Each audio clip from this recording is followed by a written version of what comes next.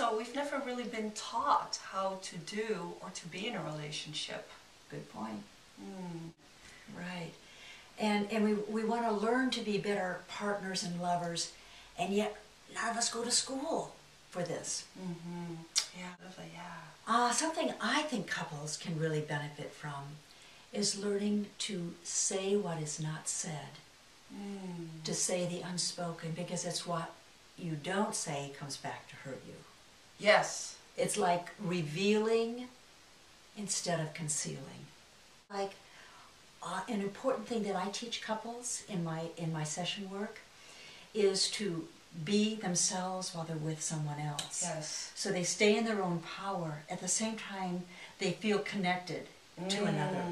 And it's a skill, but there's great exercises that you can learn to actually get that muscle strong.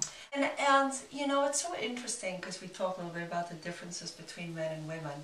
And one difference that I would like to share here is that in terms of sex and lovemaking, that men typically, they want to have sex or make love so that they can have that sense of oneness. They can have that emotional connection. That passion. Men are so good at passion. Well, especially emotional connection. And for us women, we first need to feel emotionally close before we want to give ourselves sexually. We want the intimacy, and the men want the passion. We really have to start with the intimacy first. Absolutely. It just has to be that way.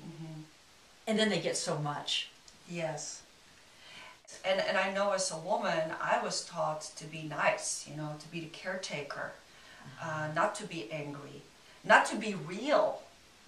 Really, not to be real, but to be nice. Yeah, so what does that do to your passion and your, you know, kind of stuffing all that other stuff down? Yeah. Well, for me, it's a very disempowering place to be in. So I like teaching my couples to be real versus being nice. Yeah, to come from themselves, because this is kind of the understated thing. When you're taking care of yourself and you're loving yourself and intimacy, then you can let your cup pour over to the other person. Yes. I mean, and sometimes I think in relationships you're always trying to do something for the other, or you think it's about them. It's really about you. Oh yeah. Being true to yourself. Yes. Oh yeah, absolutely. We come as a couple from our past, and we bring that little girl and little boy with us. Yes. And so we need to grow up. Both of us, both partners do, and be able to be more aware and conscious of those patterns. Absolutely, because we're all going to have them, right? We're all going to have our trigger points. And I think sometimes we think we're supposed to learn these somehow just on automatically. Our own.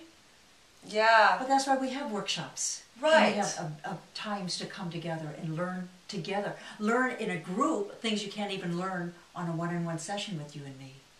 I would even take it so far that learning in group format is so much more powerful. I agree. It kind of takes the isolation out. You know, a lot of couples, they feel really isolated in their issues. And so when you do a workshop, which is in a group format, it can be really freeing to realize, like, wow, there's so many other couples that are dealing with the same issue. Great.